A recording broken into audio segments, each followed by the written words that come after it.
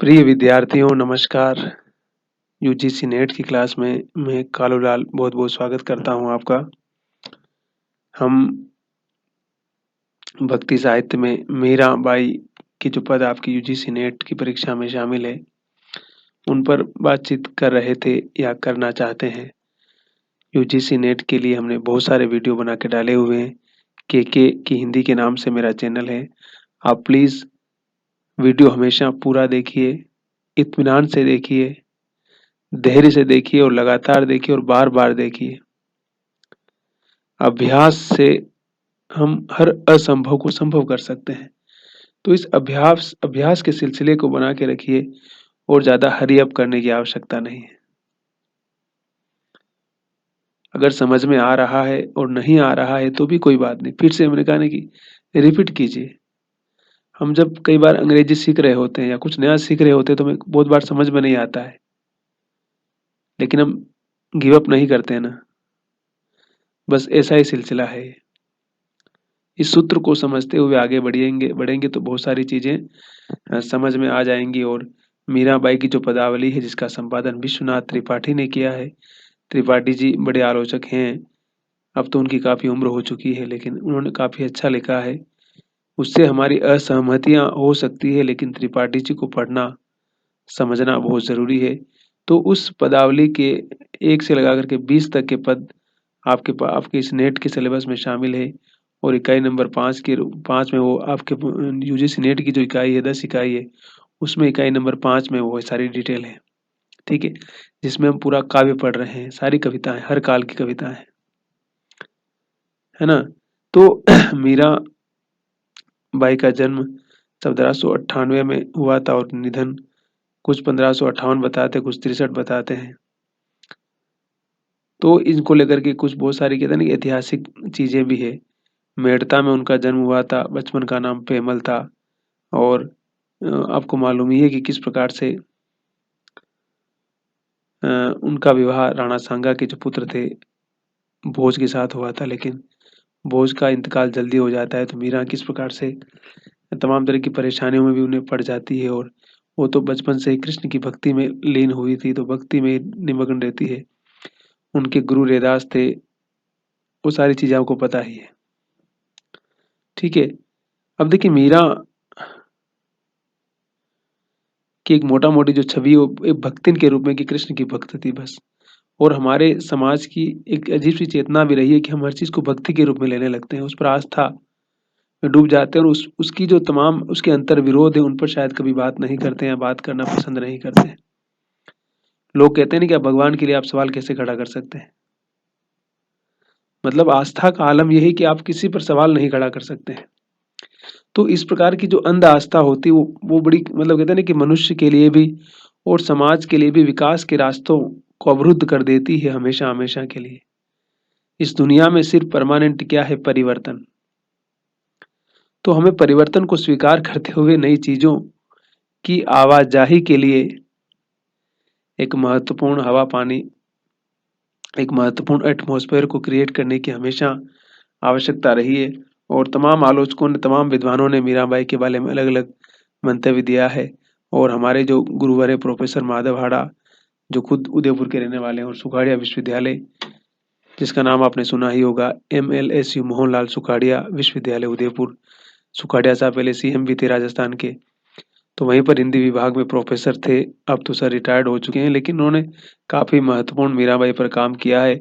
अगर आप मीराबाई को आधुनिक दृष्टिकोण के साथ समझना चाहते हैं तो उनकी पुस्तकें पढ़ सकते हैं। फिर अरविंद तेजावत हमारे मित्र हैं, उन्होंने भी मीरा पर एक अलग दृष्टिकोण से काम किया है, तो उसको भी देख सकते हैं। और बाकी तमाम लोगों ने अपने-अपने दृष्टिकोण से काम किया है। यूजीसी नेट में जो कुछ पद रखे हुए हैं, लगभग वो सारा भक्ति भाव के पद ही रखे हुए हैं। लेकिन मीरा सिर्फ भक्ति की ही बात नहीं करती, वो सामाजिक जीवन के तमाम सवालों को भी हमारे सामने रखती है और अपने जीवन के दर्द भी बताती है। राणा से उनकी क्या असहमति बनती है वो भी बताती है। और अपने समय की जो तमाम सामाजिक सांस्कृतिक अंतर्विरोध थे, स्त्रियों की क्या स्थिति थी, उनके लिए समाज में क्या स्पेस था, उन सारी चीज़ों को भी वो हमारे सामने अभिव्यक्त करती हुई नज़र आती है। तो सिर्फ मीरा को सिर्फ भक्त के रूप में ही नहीं हम भक्त तो देखना ही है, लेकिन उसके अलावा उनके साहित्य में, उनकी कविताओं में क्या बाकी चीजें आ सकती है या आ रही है, जो कि मतलब हमारे आज के जो जीवंत सवाल हैं, जो जो महत्वपूर्ण सवाल है, उनको भी वो ट्रेस आउट करती है और उनको जानने समझने में हमारी किस तरह से मीराबाई और उनका साहित्य मदद कर सकता है या कर रहा है। तो उन सारी चीजों को भी हमें समझने की आवश्यकता है। हमने कहा ना कि हमें किसी एक चीज को सिर्फ एक ही खास तरह की यूटोपिया, खास तरह की छवि नहीं बना देना चाहिए कि फलाना आदमी ऐसा ही है ना? होता है ना, बहुत सारे पूर्वाग्रह हम बहुत सारी चीजों के बारे में बना लेते हैं कि वो महिला तो ऐसी ही है, वो पुरुष तो ऐसा ही है, वो तो ऐसा ही है। उसके और भी बहुत सारे एंगल्स हो सकते हैं, उसके और भी बहुत सारे दृष्टिकोण हो सकते हैं, आइडियाज हो सकते हैं। तो मीरा को सिर्फ भक्त के रूप में ही नहीं देखना, उसको एक चिंतन के रूप में, उनको एक चिंतक के रूप में देखना, एक समाज सुधारक भी देख सकते हैं। उनकी कविता किस प्रकार के सवाल उठा रही थी उस दौर में।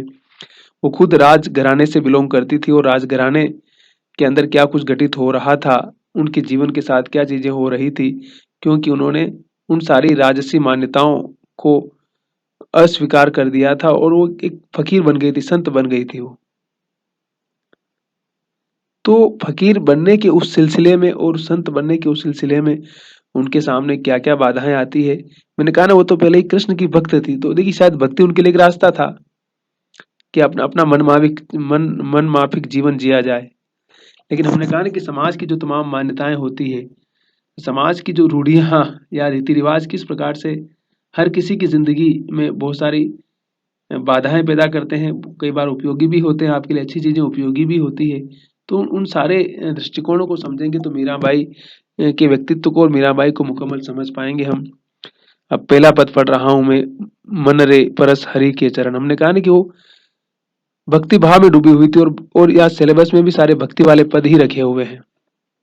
तो वो अपने मन से कहते हैं कि हे मन, तू उस हरि के चरण स्पर्श कर, सुभग शीतल कमल कोमल त्रिविध ज्वाला हरण। और मैंने कहा ना, कृष्ण की भक्त थी वो, तो कृष्ण के अंदर ही सब कुछ देख रही थी वो, अपनी सारी समस्याओं का समाधान भी, अपना संपूर्ण समर्पण, अपना प्रेम, अपनी निष्ठा, अपनी आस्था, अपना विश्वास, अपने जीवन की गति, नीति, अपने जीवन की मुक्ति।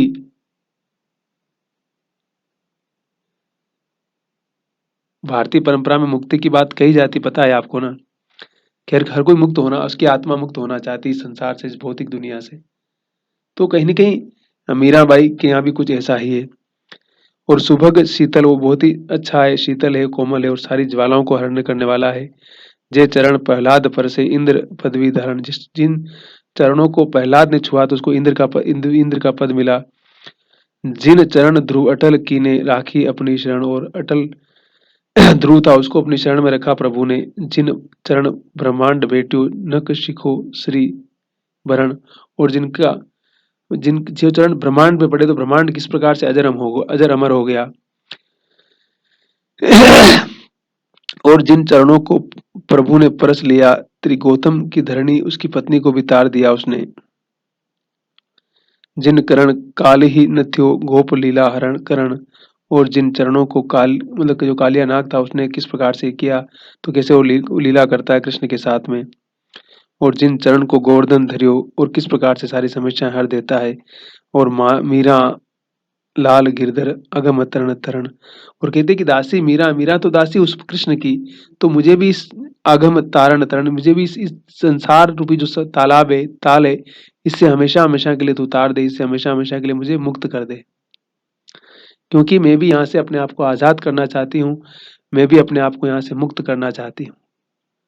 ठीक है। फिर दूसरा पद है उनका कि बसो मोरे नैनन में नंदलाल। अब पहले चरण स्पर्श करने की बात कर रही है, अब अपने आंखों में नंदलाल को बसा रही है। हमने कहा ना कि उनके लिए सब कुछ वही थे कृष्ण। तो मीराबाई को उस तरह से समझने की आवश्यकता है कि जीवन में जब आप किसी के प्रति पूरी तरह से समर्पित हो जाते हैं, तब आपका जीवन किस दिशा में चला जाता है और आपके लिए वो सब कुछ वही हो जाता है ना? तो मीराबाई के लिए वो सारी चीजें थी और मीरा कृष्ण की अनन्य भक्त थी, इसमें कोई शक नहीं, कोई संदेह नहीं है। और कृष्ण की लोकप्रियता और जनप्रियता आप हिंदुस्तान को देखेंगे, हिंदुस्तान की विविधता को देखेंगे, यहाँ की लोक परंपराओं को, लोकगीतों को, तो समझ में आएगा कि कृष्ण कहाँ-कहाँ नहीं बसे हुए हैं। कृष्ण जनमानस का एक अभिन्न हिस्सा है। राधा और कृष्ण की जो प्रेम कहानी है, आज भले ही लोग नैतिकता के नाम पर तमाम चीजें करते रहे, लेकिन हमारे समाज में इस प्रकार का तमाम तरह का खुलापन हमेशा से रहा है। लेकिन धर्म के नाम पर, जड़ता के नाम पर अगर आप मनुष्य की आत्मा, उसके हृदय को कुचलने का प्रयास करेंगे और एक बेहतर समाज को एक जड़तावादी समाज में, एक गतिहीन समाज की दिशा में ले जाएंगे, तो वो कोई बहुत अच्छी बात नहीं होगी और उससे समाज कभी आगे नहीं बढ़ पाएगा। अपनी समस्याओं का वो समाधान नहीं खोज पाएगा, बल्कि वो उन्हीं सारी जड़ताओं में, उन्हीं सारी ठहराव में फंस जाएगा। और अगर उन ठहराव में फंस गया वो, तो वहां से उसके लिए निकलना, उससे लिए बाहर आना अपने आप में एक बहुत मुश्किल और एक ही असंभव सा उपक्रम होगा। तो इन सारी चीजों को भी समझने की आवश्यकता है ना। तो फिर मीराबाई का जो साहित्य, मीराबाई क्या कह रही है इसमें, कि किस तरह से हम उसको समझ सकते हैं मीराबाई को, कि मोहनी मूर्ति सांवरी सुरती नैना बने विशाल, कि तुम्हारी मोहनी मूर्ति है और सांवरी सूरत है, बहुत आंखें खूबसूरत है तुम्हारी। अधर सुधारस मुरली राजित उर वेजंती माल, तुम्हारे होठों पर खूबसूरत मुरली, तुम्हारे गले में खूबसूरत माला। क्षुद्र घंटिका कटिकत शोभित नूपुर शब्द रसाल, और कैसे तुम्हारे यहाँ पर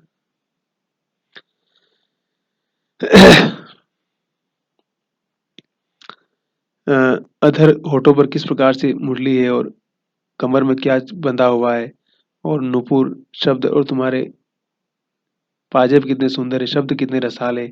और मीरा के प्रभु संतन सुखदाई भक्त वचल गोपाल, और मीरा के जो प्रभु है वो संतों को सुख देने वाले, और भक्त वचल, वो भक्त वात्सल्य गोपाल हैं वो, इसलिए उनका बहुत महत्व है।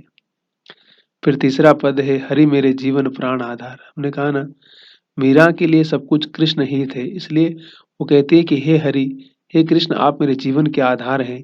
और आसिरो नहीं तुम बिन तीनों लोक मंझार, इन तीनों लोकों में मेरा तुम्हारे अलावा कोई सहारा नहीं, और तुम्हें मेरी मझधार को पार करने वाले हो।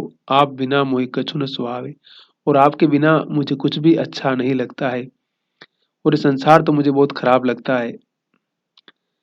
निरख्यो सब संसारी, सारे संसार को देख चुकी हूँ। लोग सिर्फ स्वार्थ का व्यवहार रखते हैं, अपने काम का व्यवहार रखते हैं। मीरा कहे मैं दासी रावरी की रिजो मति विसार, है ना। मीरा कहती कि हे प्रभु, मैं आपकी दासी हूँ, मैं आपकी तो गुलाम हूँ रावरे की, और मुझे विसार मत देना, मुझे भुला मत देना आप। तो इतना जहाँ समर्पण भाव होगा, और इतनी, देखिए उनकी कविता में, उनके गीतों में कितनी लयात्मकता है, कितना ताल है, कितनी सरसता है, सूखापन नहीं है। ये भी समझिए, भक्ति साहित्य की बड़ी विशेषता है कि वहाँ रसात्मकता का, जो नवरस पढ़े थे हम ना, तो रसात्मकता का और जीवन की लय और ताल का होना, भीतर से सूखापन होने पर इंसान कैसे नीरस हो जाता है, उसकी गति, उसके जीवन की जो लय है, ताल खत्म हो जाती है। लेकिन यहाँ पर पूरा रस, पूरा ताल है। फिर अगला क्या है, तनक हरि चिवतो जी मोरी ओर, चितवन चितवन ने देखना। अब देखिए, मैंने कहा ना कि हर तरह से वो कृष्ण के समीप रहना चाहती है, कृष्ण को अपना बनाना चाहती है। और प्रेम में तो यही होता है कि आप जिससे प्यार करते हैं, आप चाहते हैं कि हर तरह से आपका अधिकार उस पर हो, वो हर तरह से आपके प्रति समर्पित हो और आप उसके प्रति समर्पित हो। आप किसी अन्य को वहां उपस्थित नहीं रखना चाहते हैं, नहीं देखना चाहते हैं।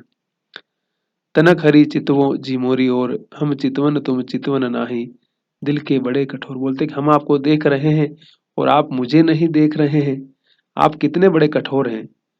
मारी आशा चितवनी तुम ही और न दूजी ओर, मेरी इच्छा है कि आप देखते रहें, आप किसी और को न देखें। तुमसे हमको तो तुम ही हो, हमसी लाख करोड़। बोले कि सब कुछ तुम ही से, तुम हमारे हैं और हम तुमसे हैं। और उभी ठाड़ी अरज करत हूँ, अरज करत भयो भोर, और मैं उभी यानी खड़ी खड़ी आपसे विनम्र विनती कर रही हूँ। और आपकी याद में, आपको याद करते करते इसे मैं, सुबह हो गई, पूरी रात से मैं खड़ी हूँ। मीरा के प्रभु हरि अविनाशी दूगी प्राण अकोर, और मीरा के जो प्रभु हरि है वो अविनाशी, वो तो हमेशा है, और मैं उनके लिए अपना सब कुछ समर्पित कर दूंगी, मेरा सब कुछ है, दूंगी प्राण अघोर, है ना, उनके लिए प्राण है मेरे, तैयार है, सब कुछ है, और मैं उनके लिए अपने आप को पूरी तरह से समर्पित करने को तैयार हूं। हमने कहा ना कि मीरा बाई के यहाँ पूरी तरह से समर्पण है। फिर पद नंबर 5 है, हे मेरी माँ नंद को गुलाम महे मनड़ बसो। अब अपनी माँ से कह रहे हैं कि नंद की यानी कृष्ण की गुलामी करना मेरे मन में बस गया है। गहे दुम डार कदम की ठाड़ो, मृदु मुस्कान मारी और हंसो, पीताम्बर कटी काचनी काचे, रतन जटित सिर मुकुट कशो, मीरा के प्रभु गिरधर नागर, निरख बदन मारो मनडो फंसो, है ना। मतलब इससे होता है ना कि प्रेमी प्रेमिका क्या बात करते हैं कि मेरा मन तेरे, मतलब मेरा दिल तेरे पर आ गया, मैं तुझसे मोहब्बत करता हूँ या करती हूँ, और मुझे तुम्हारे सिवा इस दुनिया में कुछ नहीं चाहिए। वही वाली बात है कि मीरा मतलब पूरी तरह से प्रेम में पड़ गई थी कृष्ण के, और उन्हें उसके अलावा बाकी किसी चीज की न तो कोई चिंता थी, न किसी की जरूरत उन्हें कभी महसूस हुई, इसलिए उन्होंने बाकी किसी चीज में पढ़ने का उपक्रम कभी किया ही नहीं। और देखिए अद्भुत, मीरा अद्भुत है, उनके गीत बहुत ही प्रभावशाली हैं, और आपको मैंने कहा ना कि रस, जीवन की उजास, तमाम चीजों से भरे पड़े हैं। तो क्या कहते हैं वो कि गहे दुम डार कदम की ठाड़ो, और वो गहे खड़े हैं कदम की डार पर, और बड़ी अच्छी मुस्कान मुस्का रहे हैं मुझे देखकर, और पीताम्बर पहना हुआ है, कट्टी पर कांच रही है, और रतन का जड़ा हुआ उन्होंने मुकुट धारण कर रखा है, और मीरा के जो प्रभु गिरधर नागर है, वो गिरधर नागर है, नागर क्यों का, नगरवासी थे कृष्ण, था नागरिक जीवन की बात करते हैं ना। निरख बदन मारो मनड़ो है फंस, और कह रहे कि उनका बदन देख करके, उनका शरीर देख करके मेरा मन उनमें फंस गया। देखिए मैं इसलिए कहा ना, मीरा सिर्फ इसलिए मीरा उस तरह की भक्त नहीं है जो आध्यात्मिक भक्ति की बात कही जाती है। यहाँ पे देखिए बदन की बात, शरीर की बात करेगी, उसका उनका जो खूबसूरत बदन है, शरीर मुझे अच्छा लग रहा है, इसलिए मीरा उस तरह से स्पिरिचुअल नहीं जिस प्रकार की बात कही जाती है कि जहाँ आप अपने आप को बहुत कठोर सजा दो और बिल्कुल भूखे नंगे रहो और कुछ सिर्फ भगवान की भक्ति में डूबा रहना, अपनी आत्मा को मार देना, अपनी अंदर की आवाज नहीं सुनना है। उस तरह की कठोर साधना की भक्ति मीरा की नहीं। मीरा की भक्ति भौतिक जीवन की सुंदरता की, सौंदर्य की, प्रेम की, मधुरता की, माधुर्य के उन तमाम दृष्टिकोणों को, उन तमाम आयामों को मीराबाई हमारे सामने बड़े सहज अंदाज में, बड़े सहज भावबोध के साथ प्रस्तुत करती है। इसलिए मीराबाई को पढ़ते हुए मैंने कहा नहीं कि हमें उस तरह की भक्ति भाव में नहीं पढ़ना है कि जहाँ बिल्कुल भौतिक जीवन से बहुत दूर चले गए हैं और आप फकीर बन गए हैं, किससे बात नहीं करना है, जंगल में चले गए हैं, सिर्फ जंगल में जाना और जंगली और मतलब कहते हैं ना उस तरह का जीवन जीना, दोनों में बहुत फर्क है। तो मीराबाई की जब कविताओं को हम पढ़ते हैं, समझते हैं, तो मीराबाई की कविता की गहराई और भौतिक जीवन की वास्तविकताओं के जो आयाम है उनको समझना बहुत जरूरी है। इसलिए कहता हूं कि आंख बंद करके किसी चीज को स्वीकार नहीं करना है कि नामवर सिंह ने कह दिया तो नामवर सिंह ने कहा होगा अपने दृष्टिकोण के हिसाब से, लेकिन अगर आप उसमें कुछ समझ पा रहे हैं उससे आगे का दृष्टिकोण, तो उसको भी ट्रेस आउट करना है, उस पर भी बातचीत करना है। तो सवाल यही उठता है कि हम जो पुरानी जो व्याख्याएं हैं, शायद इसलिए मैंने कहा ना कि सबाल्टर्न डिस्कोर्स की हम बात बार बार कर हमने मैंने हर बार बात की, आपके हर वीडियो में हमने कहीं इनकी सबाल्टर्न की बात की है। तो सबाल्टर्न डिस्कोर्स की बात करने का मतलब यही है कि उस टेक्स्ट के भीतर जो नहीं कहा गया है, अगर आपको नजर आ रहा है तो आप उसको सामने लेके आओ। जो कविता कबीर की हजारी प्रसाद द्विवेदी ने पढ़ी वो अपने तरीके से पढ़ी, टैगोर ने अपने तरीके से पढ़ा, आप उसको अपने तरीके से पढ़ सकते हैं और आगे की व्याख्या प्रस्तुत कर सकते हैं। सबाल्टर्न इसीलिए हाशिए के डिस्कोर्स की बात करता है, उसके अंदर से एक नया नैरेटिव निकालने की बात करता है और ग्रांड आख्यान के भीतर से एक नया आख्यान खोजने और निर्मित करने की बात करता है। और इसलिए वो इतिहास, हर चीज को इतिहास के रूप में देखने का प्रयास करता है कि वहां से आप क्या नया खोज सकते हैं, क्या नया निकाल सकते हैं। पद नंबर 6 में क्या बोलती है वो, इसलिए मैंने कहा ना कि मतलब निरख निरख बदन मारो मनड़ो फंसो, यानी उनका बदन देकर, उनका कृष्ण का शरीर देकर के मेरा मन उनके अंदर फंस गया है। इससे आप अंदाज लगाइए कि मीरा की भक्ति सिर्फ आध्यात्मिक भक्ति नहीं है, भौतिक भक्ति। वो कृष्ण को कहते हैं ना कि हर तरह से प्यार करती है।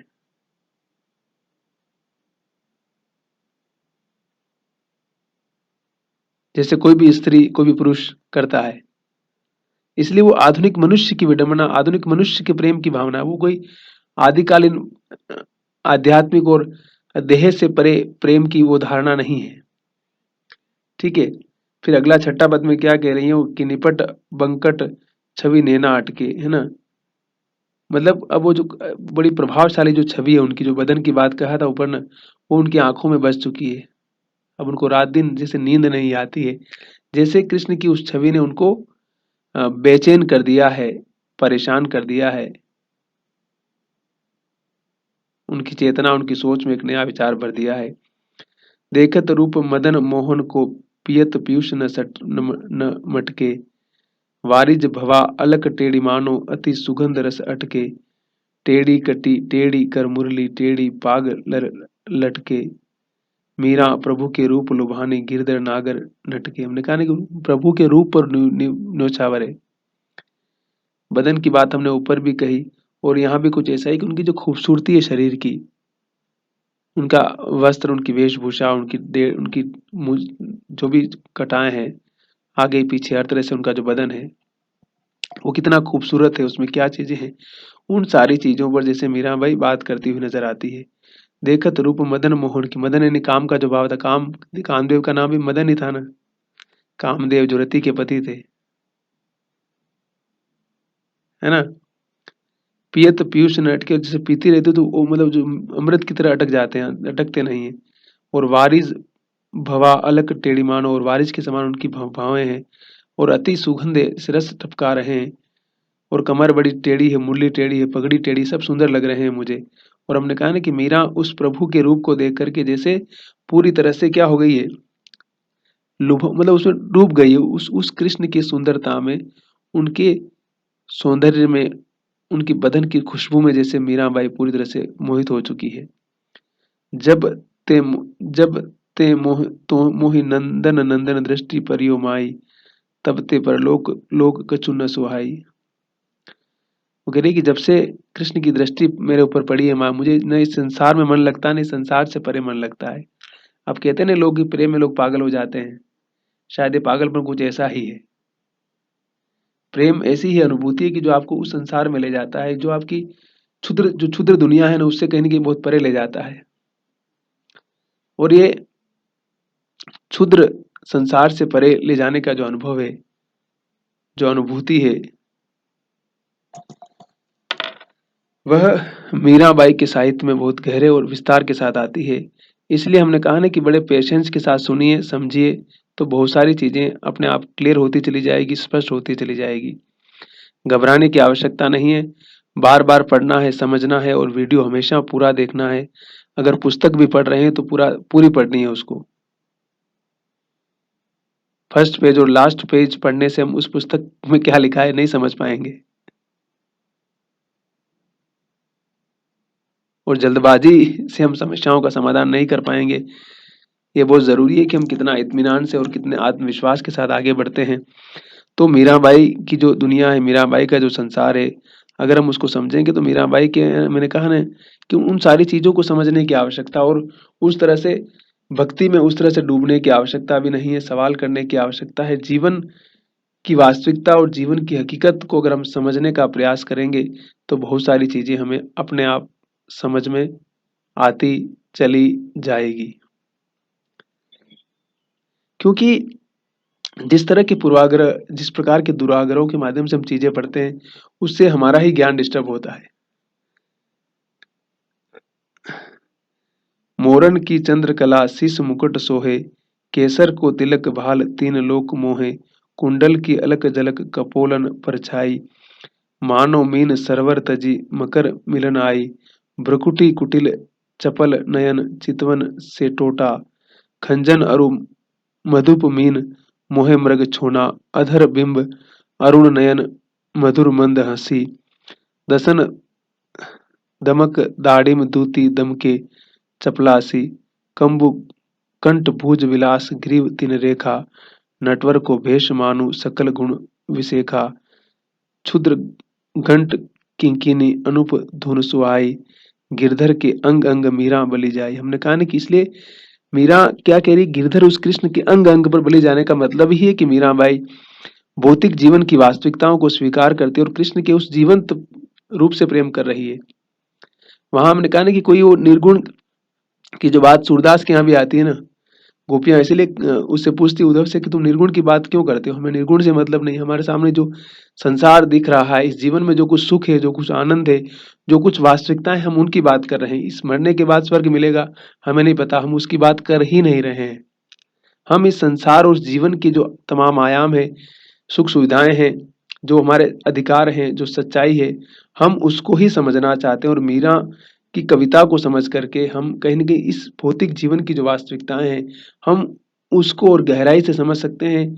प्रेम की अनुभूतियों, प्रेम के एहसासों की और गहरी पड़ताल, गहरी समझ हम अपने भीतर विकसित कर सकते हैं, या उसके बारे में और गहराई से सोच सकते हैं, समझ सकते हैं, अपना दृष्टिकोण, अपना नजरिया और गहरा बना सकते हैं। उसका कारण ये कि मीरा, हमने कहा ना कि मीरा उस तरह की भौतिकवादी नहीं है, मीरा उस तरह की आध्यात्मिक स्पिरिचुअलिटी की बात नहीं करती कि जहाँ वो सब कुछ छोड़ करके एकदम, मैंने कहा ना कि कहीं कहीं जा करके गुफा में जाके बैठे हुए हैं आप। वो सांसारिक जीवन में रहते हुए, सांसारिक जीवन की वास्तविकताओं को समझते हुए अपने प्रेम के आयाम, अपने प्रेम की जो वास्तविक अनुभूति है, उनकी कविता खुद बोल रही है। मैं अपनी तरफ से कोई आरोपित नहीं कर रहा हूं। गाना कविता खुद कह रही है कि गिरधर के अंग अंग मीरा बलि जाई। मीरा कह रही है कि मैं उसके हर शरीर के हर अंग पर मैं बलिदान जाना चाहती हूँ, उसकी हर चीज मुझे अच्छी लगती है। तो इसका मतलब ही है कि वहां कहीं ना कहीं वो सारी चीजें हैं।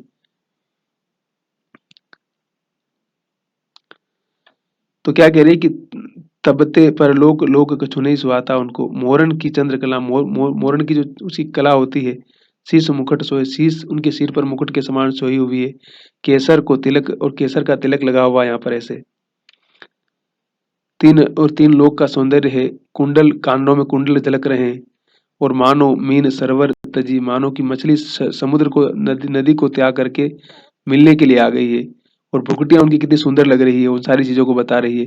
खंजन अरु मधुप मीन, मतलब पक्षी और मीठी मछली, मोहे मृग छोना, मतलब जो मृग का जो छेना होता है, जो हिरणी का जो बच्चा होता है, कितना कूदता है ऐसा लग रहा है, और होठों पर जो मधुर मुस्कान है, मधुर मंद हंसी। और मैंने कहा ना कि कृष्ण की जो हंसी है, उसकी जैसे मीरा उस पर बहुत ज्यादा मोहित है, उस पर पूरी तरह से जैसे समर्पित है। वो कह रही कि उसने मुझे अपने अंदर फांस लिया है।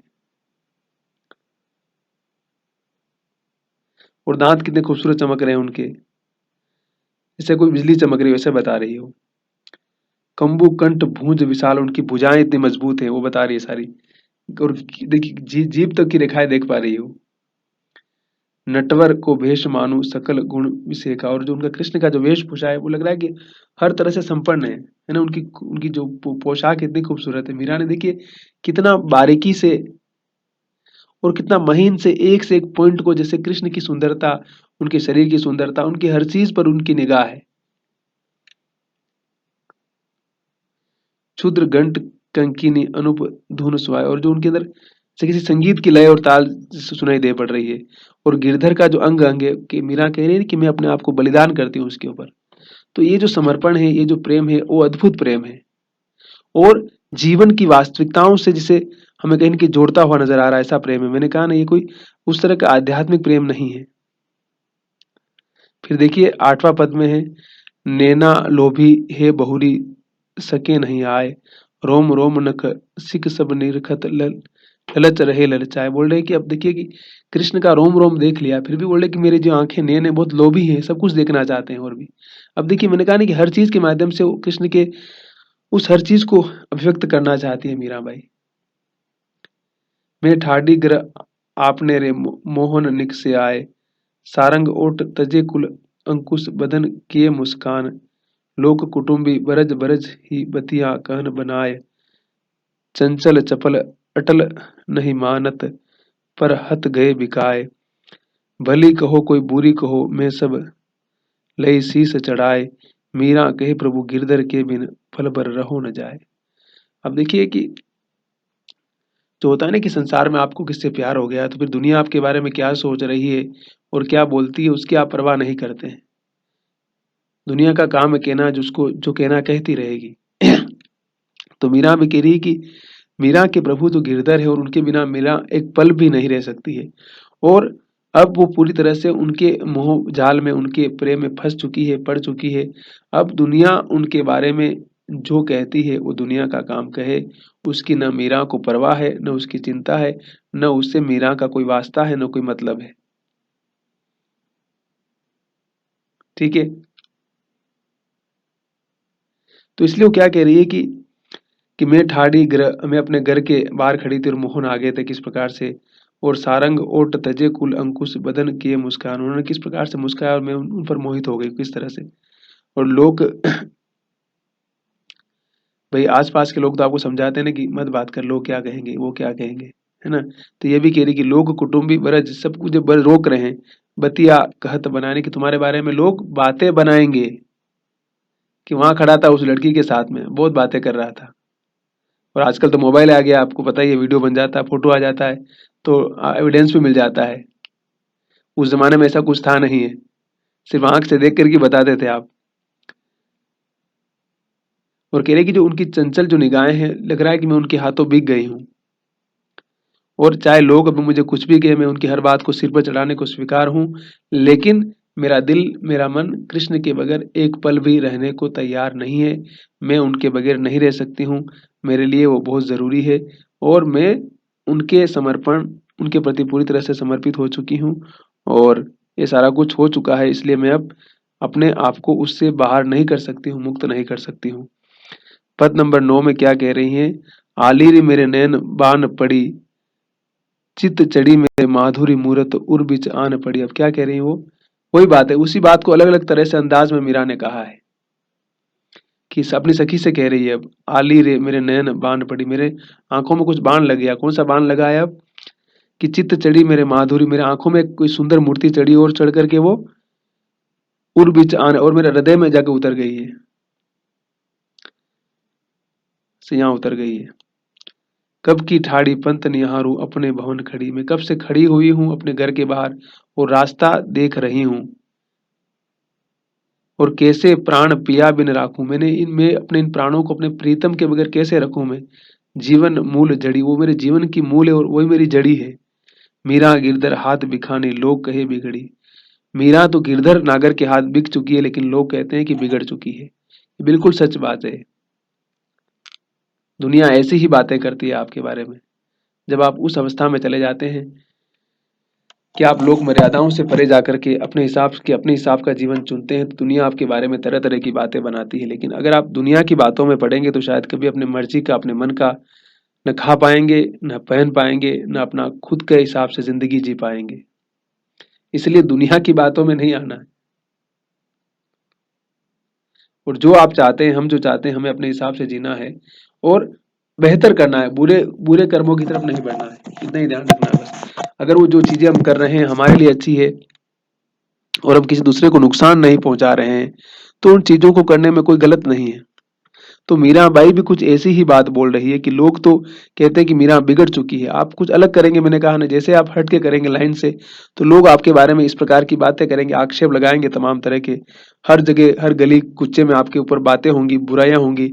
लेकिन वो बुराइयां करने वाले अपनी जगह रह जाएंगे और आप अगर उनकी बुराइयों के चक्कर में आ गए तो लोग क्या कहेंगे यही सोच करके न जाने कितने लोगों के सपने चकनाचूर हो गए कि लोग क्या कहेंगे, बस यही सोच करके।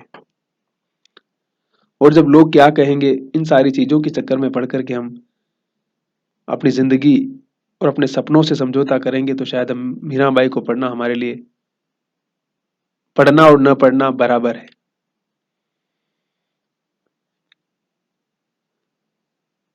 मीराबाई इसलिए महत्वपूर्ण भी है और हमारे अंदर जोश पैदा करने का काम करती है। और हम जीवन, हमने कहा ना कि जीवन को हम कितना निकट से समझ सकते हैं, कितना वास्तविकता के साथ समझ सकते हैं और उसको कितना अपने हिसाब से जी सकते हैं, उन सारे सवालों पर भी मीराबाई जैसे कहीं ना कहीं हमारे सामने या हमारे साथ खड़ी हुई नजर आती है।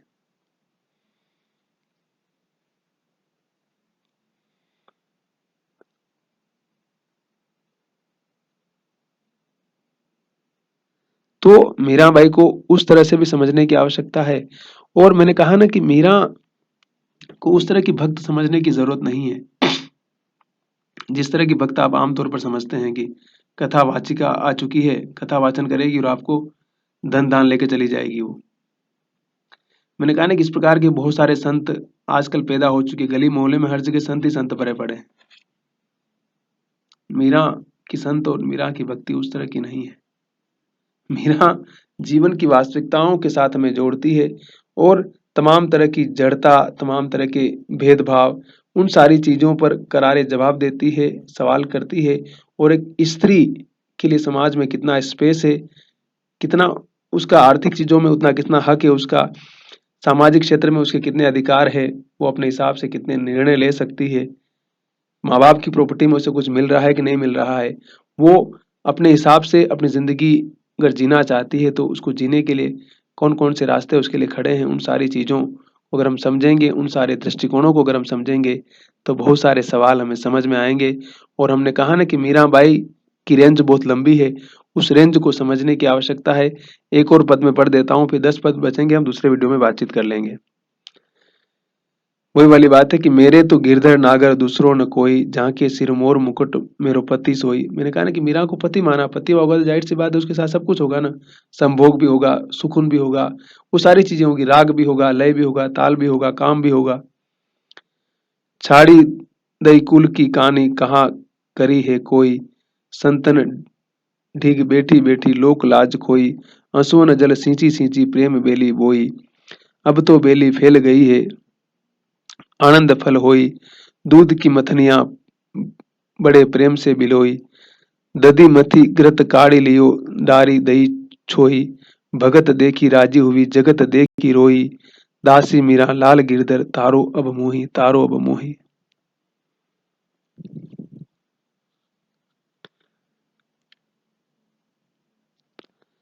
वही वाली बात हमने कहा ना, वही सही बात है। क्या कहा मीरा की भगत देखी राजी हुई जगत देखी रोई। बस जगत देखकर रोने की बात क्या है कि वो जगत जो क्षुद्रताओं से भरा पड़ा है, जो अपने घटिया दिमाग से, अपनी घटिया सोच से आपको हर बार इन्फिनिटी कॉम्प्लेक्स में डालता है, आपकी काम का, आपके काम की इज्जत नहीं करता है, आपको नीचा दिखाना चाहता है, आपका कॉन्फिडेंस लो करना चाहता है।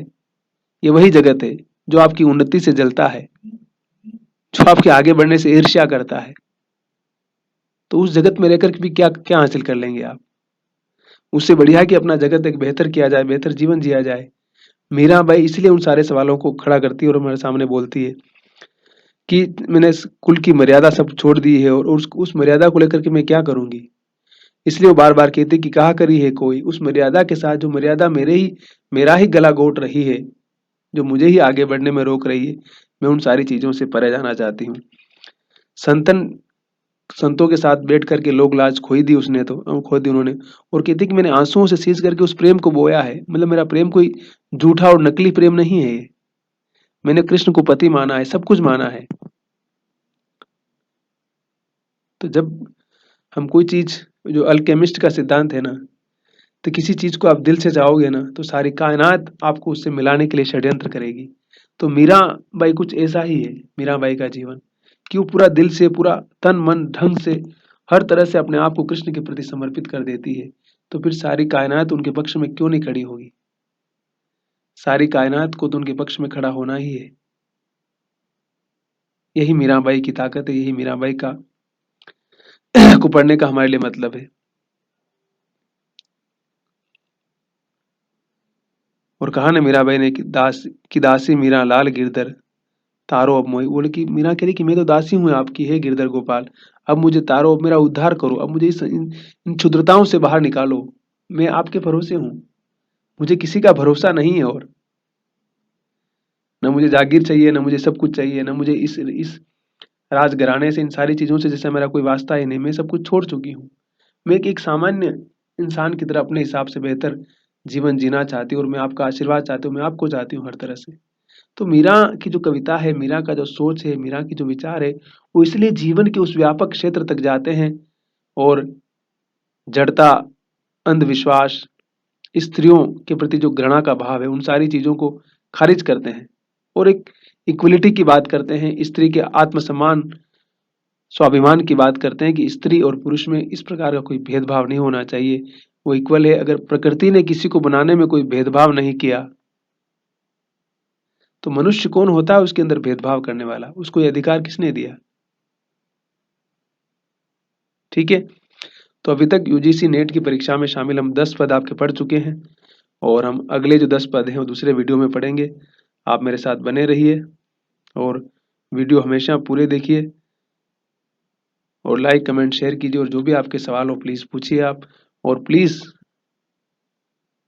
B our self, be working, never give up, never give up, never give up और नेवर गिव अप।